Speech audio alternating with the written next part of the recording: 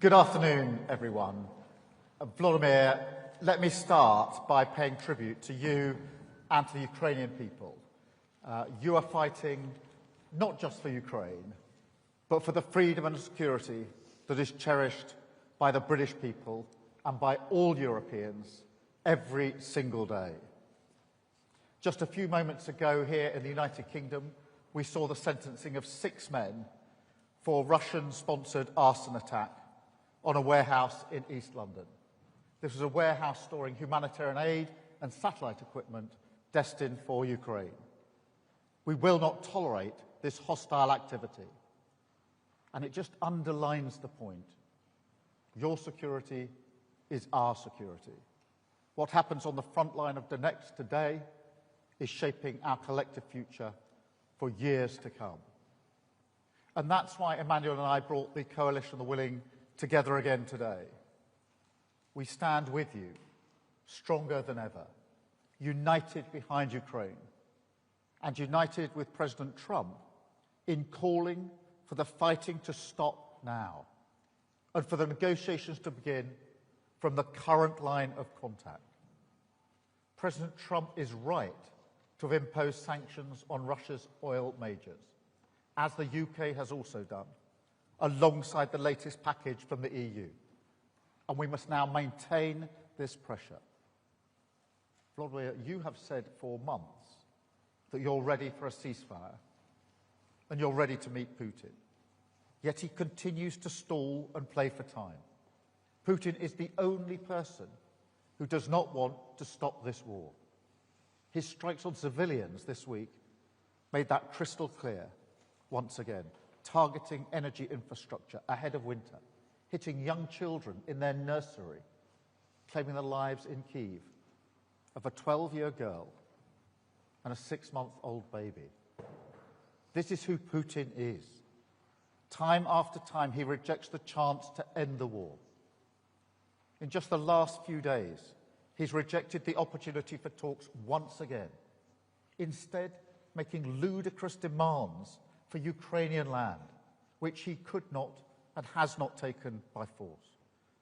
Of course, that is a complete non-starter, and it shows yet again that he's not serious about peace. So we've been clear today that we must respond.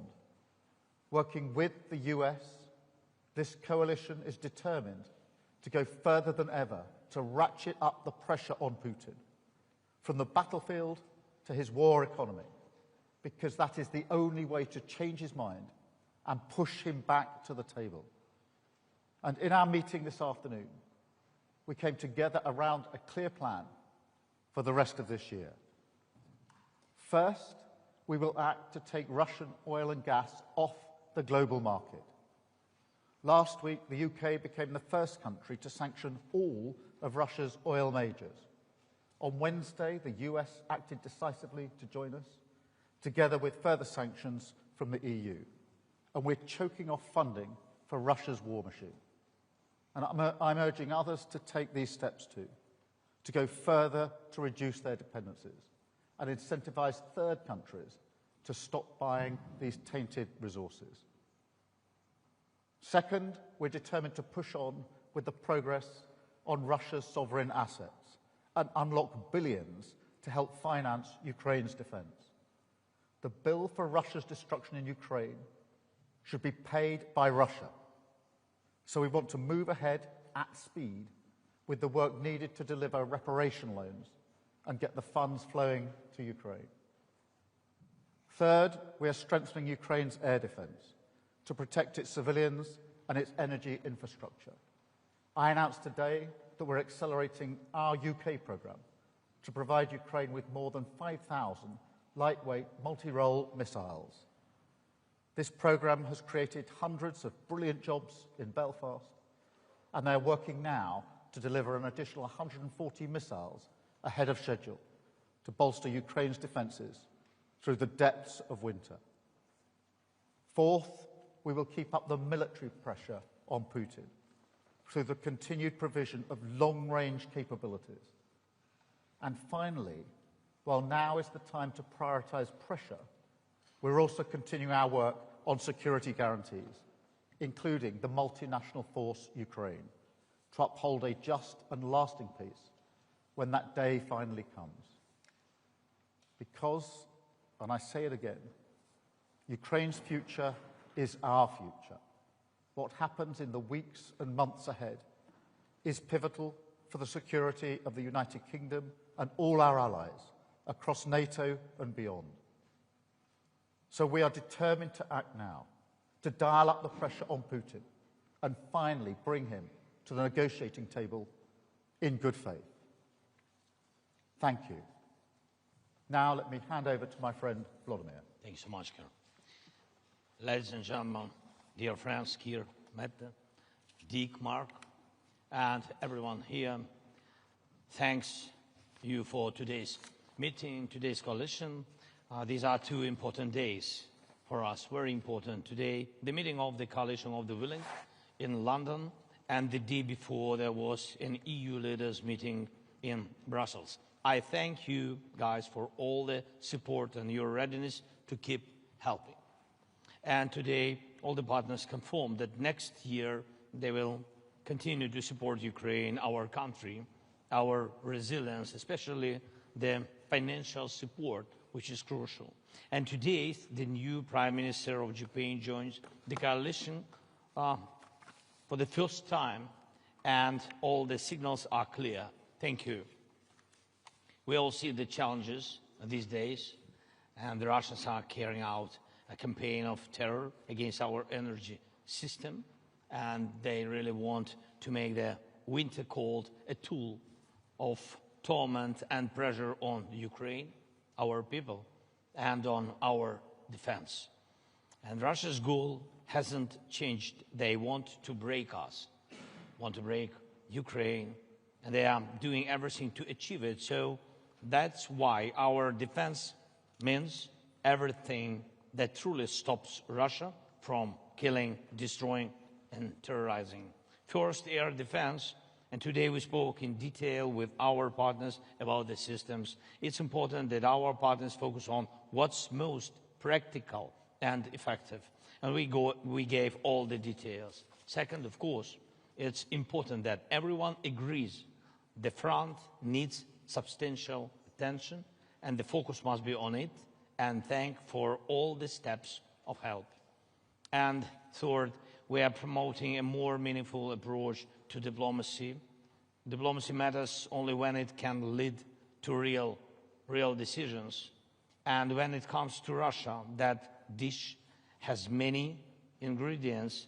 The essential ones are real forms of pressure on Russia, sanctions, our long-range capabilities, political pressure, accountability for war crimes, and real actions regarding Russian assets. Today we all agreed sanctions that hit Russian oil infrastructure, Russian oil companies are a big step, and I thank President Trump and all our partners who are implementing this. And we have to apply pressure not only to Rosneft and Lukoil, but to all Russian oil companies like Surgutneftegaz and others, and to the shadow fleet and its infrastructure, and to Russia's oil terminals. And we have to implement all we have discussed today about the Russia's shadow fleet. Besides, we are carrying out our own campaign of pressure with drones and missiles, specifically targeting the Russian oil sector. So the long-range capability directly strengthens diplomacy, the more losses Putin suffers on his own territory. The fewer assaults he can carry out on the front line, and the faster he will agree to meaningful diplomacy. That is why we are working to secure Tomahawk cruise missiles, additional Storm Shadow missiles, other capabilities. Thank you very much, Keir, for today's decision. Thank you for your support that you said, and about long range. And there must be no option left for Russia except to end the war and return peace to our country. And of course, I also want to thank our partners for working with us to produce weapons, for investing in our country, for joint projects, and for the agreements we are now implementing. And one more point is Pearl program. I thank for each contribution. Mark, thank you for coordinating this program, for each contribution, and today we agreed to step up in the coming months. Peace is born from pressure on the aggressor, and that is what we must continue to do. Thank you. Thank you very much, Volodymyr.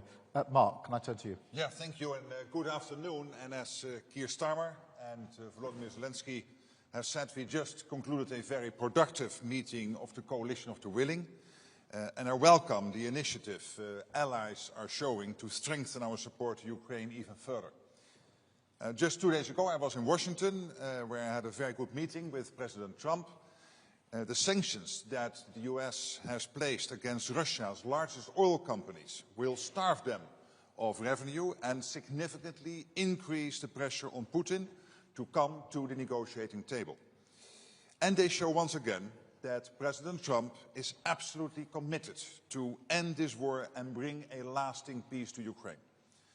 I'm glad that I was able here today to join allies and partners to discuss how we support these peace efforts and how we can increase the pressure on Russia to get there. In Ukraine, Putin is gaining little ground on the battlefield. And where there are marginal gains, they are coming at a huge price. Hundreds of thousands of Russians are dying for Putin's deluded aggression. Ukraine continues defending itself bravely, and our support to them is working. The truth is that Putin is running out of money, troops and ideas. President Trump said it very well. They should stop where they are now. And now is the right time to increase the pressure on Russia, so we can finally get a fair and a just peace for Ukraine. I therefore welcome the recent announcements by European allies and Canada of additional military aid to Ukraine. The developments on the battlefield show that our support to Ukraine is working, and we need to keep it up. We need to pair this support with sanctions and economic pressure, and the EU's 19 seconds package against Russia is another good step in this direction. On both sides of the Atlantic, we want this war to end. And the good discussions this week in Washington, yesterday in the European Council and now in London indicate we are moving in the right direction. Thank you so much. Mark, thank you so much. Mette, can I come to you?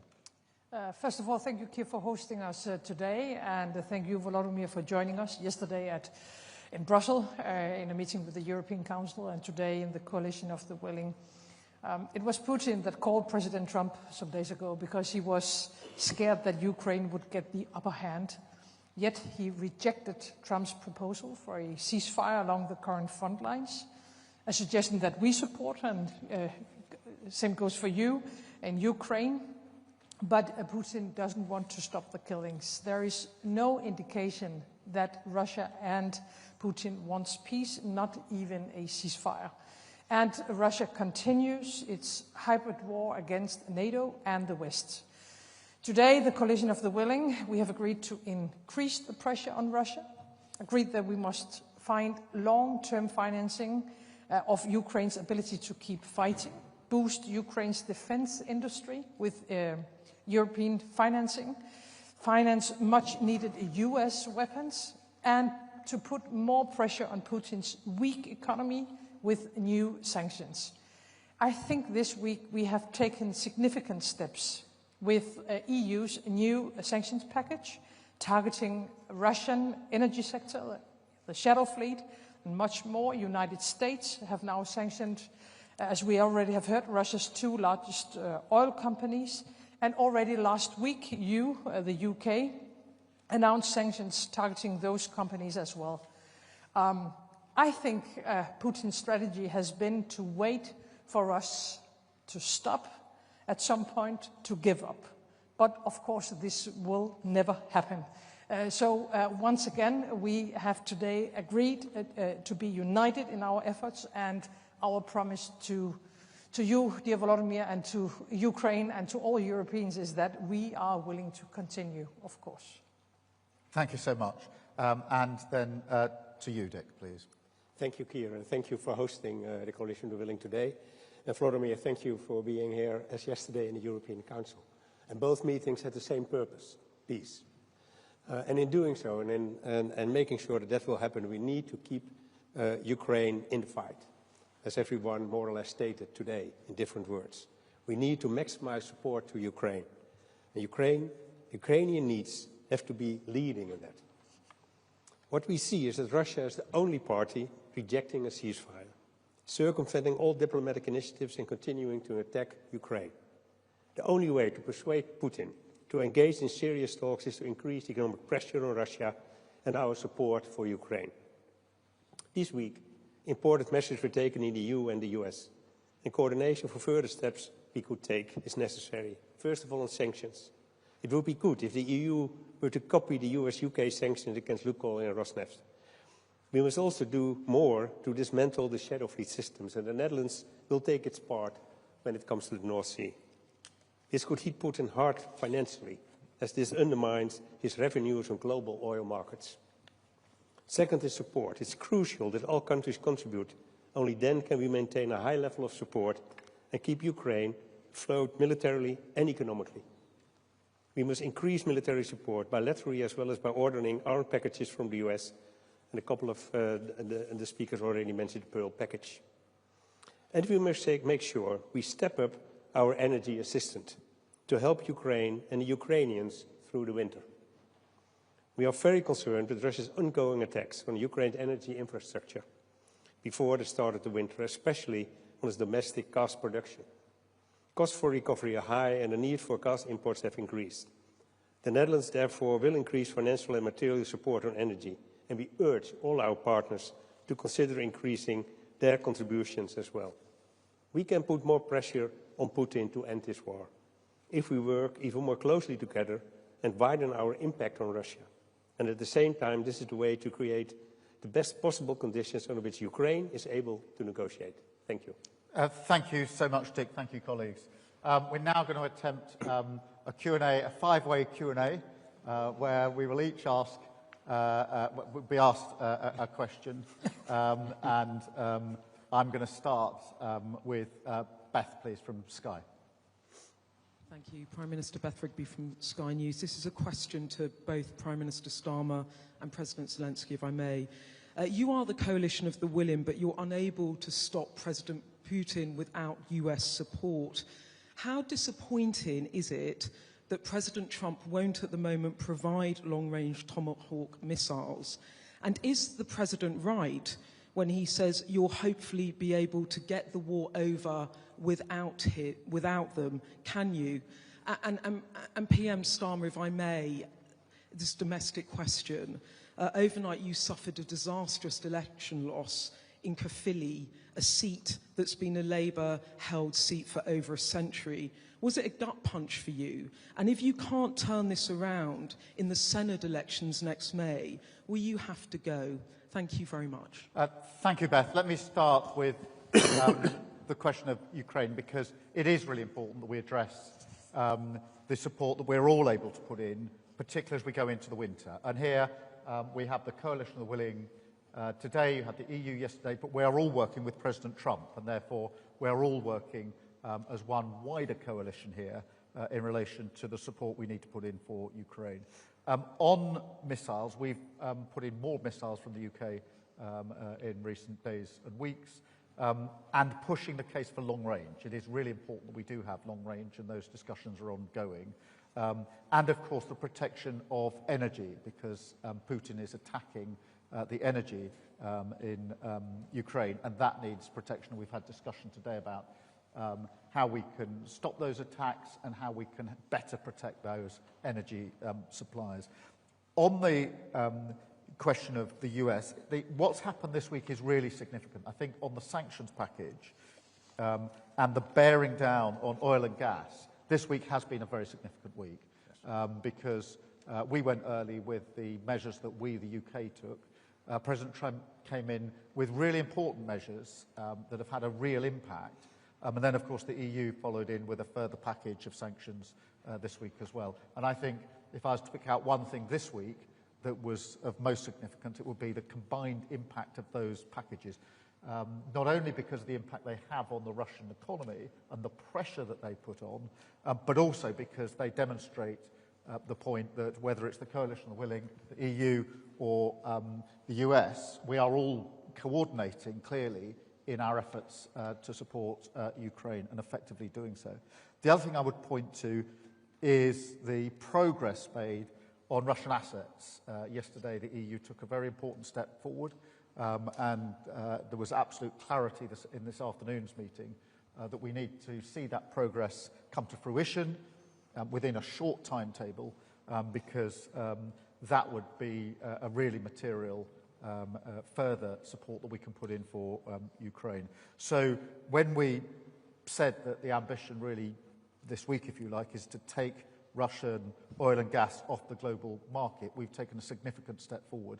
I would also add that the measures or the movement in position by India and China in relation to Russian energy and oil in particular are also significant. I think what you'll detect behind that is the sort of coordination and discussions that are going on, have been going on today, are going on between us pretty well all of the time, and having a very significant impact on Russia, because we must put Ukraine in the strongest position. This is going to be a hard winter, of course, particularly when it comes to protecting energy, and it is very important that whilst, of course, we want to get to a ceasefire and a lasting peace, we will, in my view, only get there if we put Ukraine in the strongest possible position, and we must never lose sight of that aspect of it.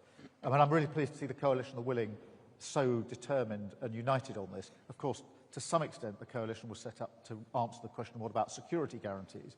But to see this wider coalition now working in a coordinated way, I think it really reinforces why the coalition of the willing is so important.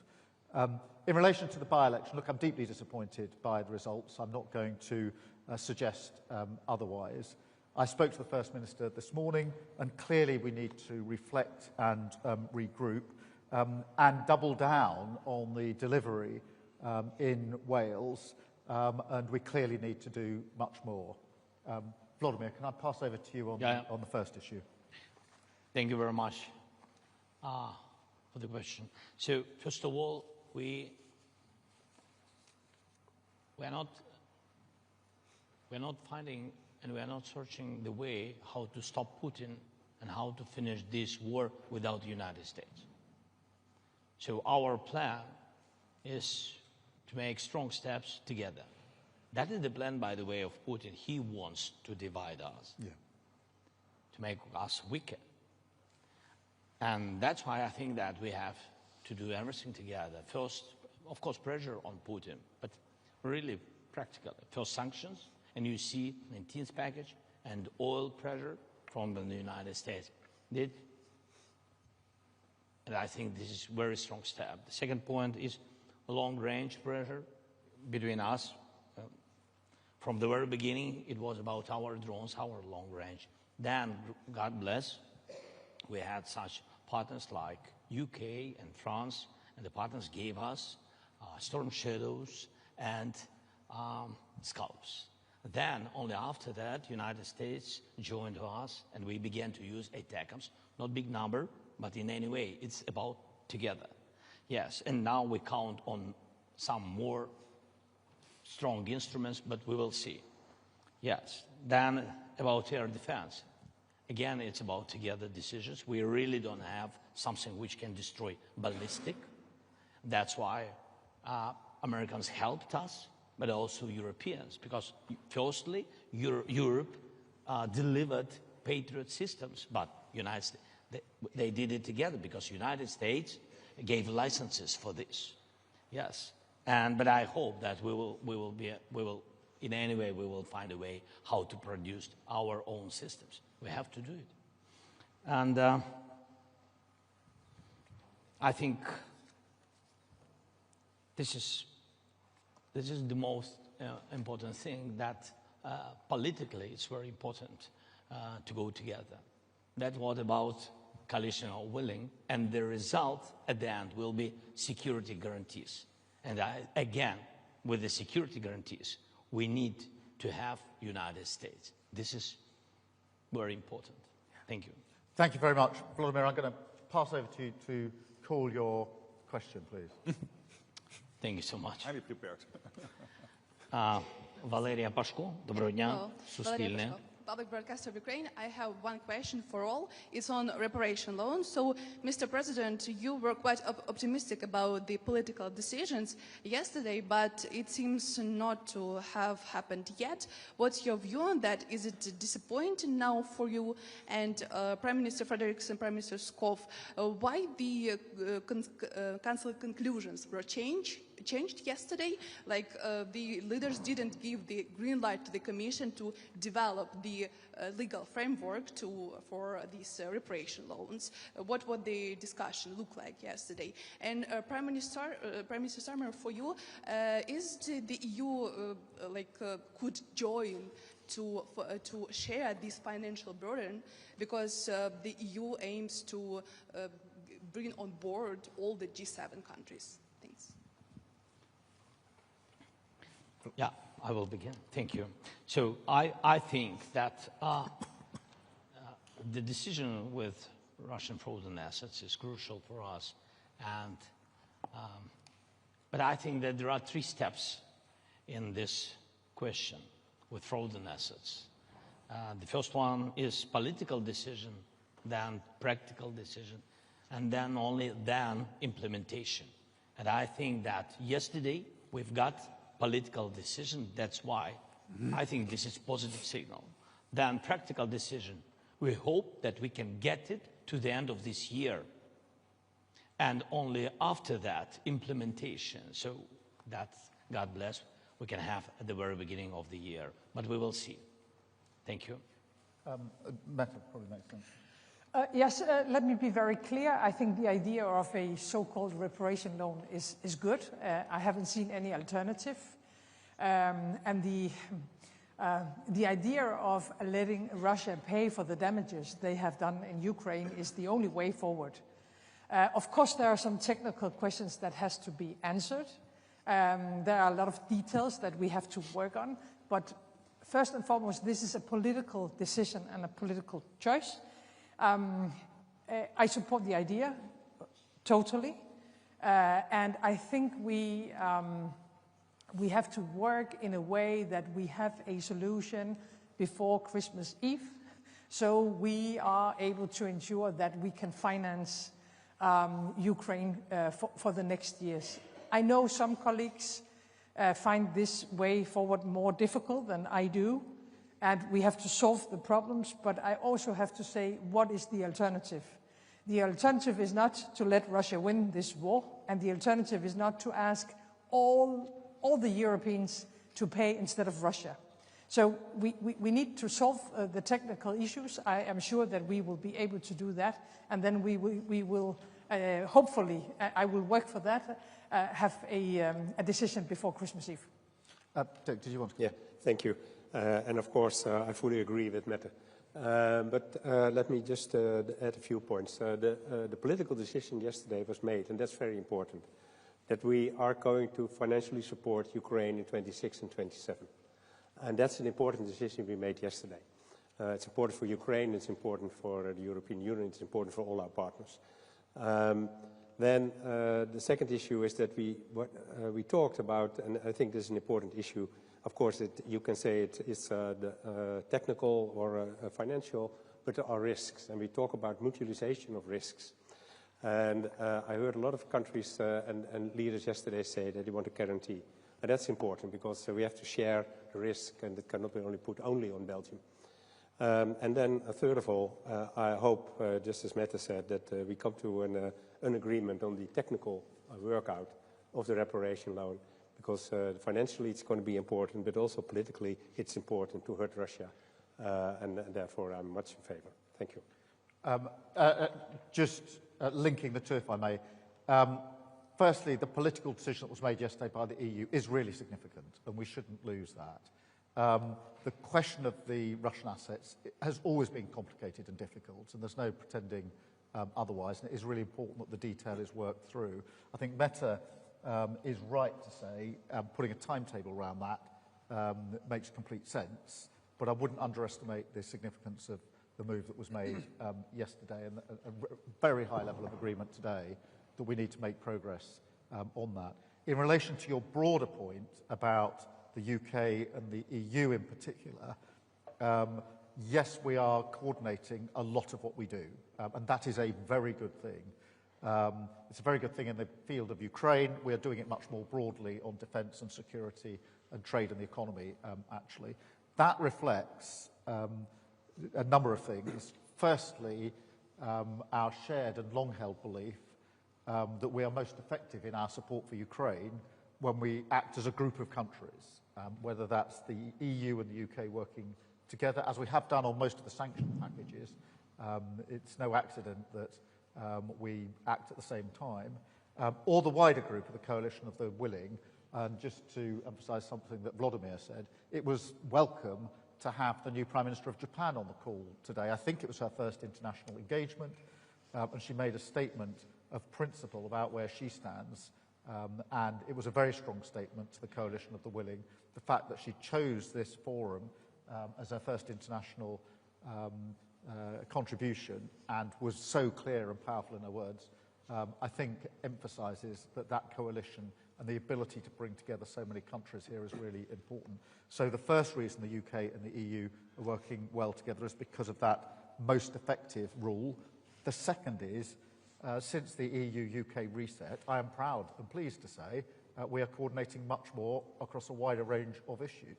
We live in a world where there are many, many challenges, many opportunities, and my strong view is that when the UK and the EU are able to work together, as we've shown we are able to, we're better able to meet those challenges. And of course, having Mark here heading up NATO gives you a sense of the depth of the group of countries now working together really pretty effectively in relation to our defence of Ukraine. Thank you very much. Mark, I'm going to ask you to call your question. Yes, I believe that Reuters will ask me a question. If I'm wrong. Hi there. Yes, it works. Alistair Smout from Reuters. Secretary General, after your talks in Washington this week, what's your impression of the chance that the US will give Tomahawks in the end, or is it time for other countries to step up? To Prime Minister Starmer, why hasn't Britain signed up to NATO's Pearl scheme to buy US weapons to give to Ukraine? Is it because the Ministry of Defence is running out of money? And to President Zelensky, I know you said that you wanted everyone to move together on long-range missiles, but while you convinced President Trump to give Tomahawks, would you like European countries and Britain to do more on long-range missiles? Thank you. Well, on your first question, when this came up in my meetings on Wednesday in the White House, I also said that it's up to each ally to decide which type of weapons they want to deliver to Ukraine. And that's really a decision by each of the individual allies. And I've also said this before, and this is not new, that Ukraine has the right, obviously, to defend itself, particularly, of course, against all the attacks by Russia. And that includes striking targets in Russia with long-range weapons. Now, when it comes to the US, let's not forget, the US is providing, as we speak, a wide range of weapons to Ukraine, including high-end weaponry like Patriot systems, HIMARS and ATACMS. What happened since July? There was a risk that somehow maybe that flow of weaponry from the US into Ukraine would somehow become a little bit smaller, that flow. But luckily, in July, the President decided, President Trump, to really open the floodgates again when it comes to lethal and non-lethal weapons into Ukraine. Crucial stuff which only the US can provide. For example, interceptors for Patriot systems, defending innocent civilians in Ukraine and protecting crucial civilian infrastructure in Ukraine. And what NATO has done with our allies, we organized the whole thing because the US said we are going to provide it but paid for by allies. So we have bundled that together. The Netherlands was so kind, maybe because I'm from the Netherlands, but they were so kind to immediately buy the first package, and then others have followed. So billions have now been committed, and the stuff is now flowing into Ukraine. Crucial gear again, which only the US at the moment can provide. because it is never, it's not in the stockpiles of Europe or wherever. So that's happening now, and we are working very hard to make sure that that flow will continue to the tune of about $1 billion or a little bit over $1 billion a month. And then on particularly the Tomahawks, of course, the President and I discussed that. The issue remains under review by the President, and again, it's up to the US to decide. Look, in relation to the UK's position, our support for Ukraine is very clear, and it's been there from the start. And we've made a huge contribution, whether that's financial or in particular on sanctions, the work we're doing there to bear down the example I've given of what we've done just this week. Also on capability, whether that's drone co-production, which we're working on at the moment, or long range, and many other aspects of capability. And in the liaison work that we have operating with our Ukrainian colleagues. So we're very clear about the support that we're putting in. And the reason for that is not just because this is about Ukraine's freedom and sovereignty, but because it's about the freedom that we all have across Europe. This is, of course, a fight for Ukraine's future and sovereignty, but it's also a fight for Europe and for the United Kingdom. And therefore, this isn't simply an act of us working with Ukraine solely for Ukrainian benefit. We are working with Ukraine for Ukraine, of course, but also for the benefit of all the rest of us. Thank you very much. Mette, can I come to you? I don't have any. You don't? Okay, great. It's a good thing Beth didn't know that to start with, although I should have definitely had another question. Dick, can I come to you first? Yes, and the question is going to be a surprise, that's I'm sure. AMP, or in good Dutch. Sorry, I thought it was to reply on what you were asked for. No. My apologies, Mette. Sorry, of course. No. Danmarks Radio. Yeah. No. I thought you wanted me to reply on questions for you. I'm so sorry, Mette. Danmarks Radio. Yeah, apologies. But also for you, Prime Minister Starmer. You say you want to take Russian oil and gas off the global market to put pressure on Putin. But since the beginning of the war, the EU countries alone have bought Russian energy worth more than 215 billion euros. Doesn't this proposal come 3.5 years too late? And also for you, President Zelensky, what do you think? Do you think this comes too late?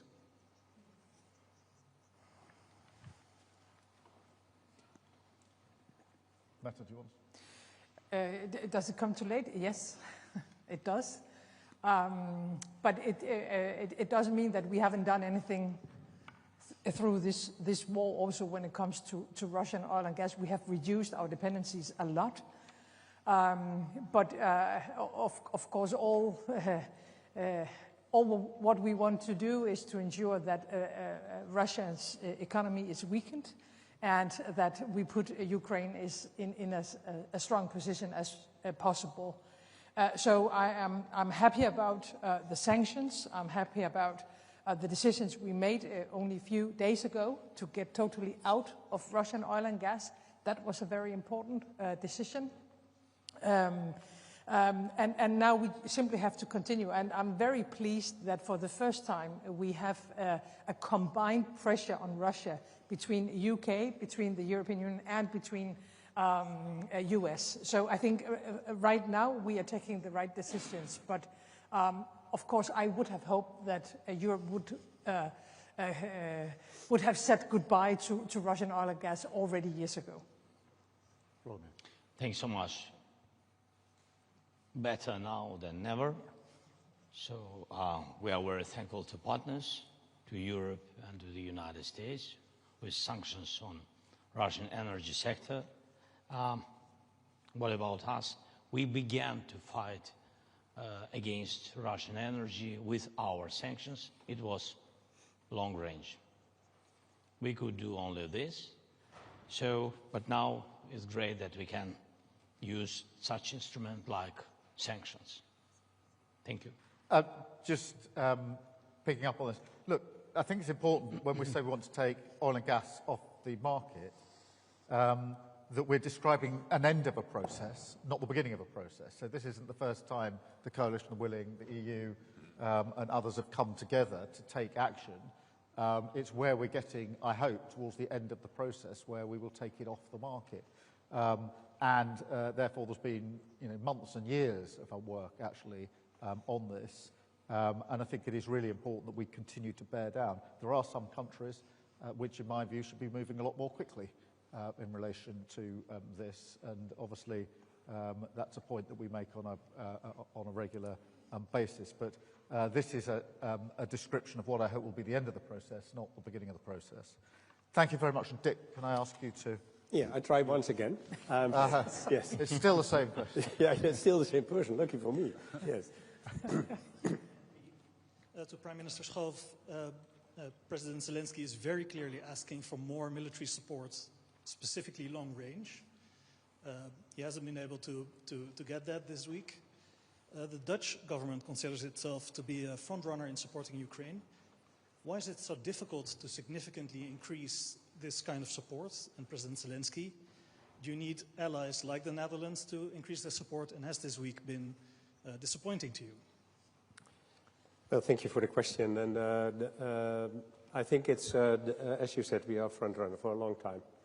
I think that's very important. It's something that the Prime Minister of UK just mentioned as well. I mean, we do this because we absolutely believe, of course, that we have to support Ukraine and the Ukrainian people in their fight against the aggression war of Russia. But at the same time, it's so important to support, and we must never forget, that it's also about freedom and security in Europe, and therefore also for the Netherlands.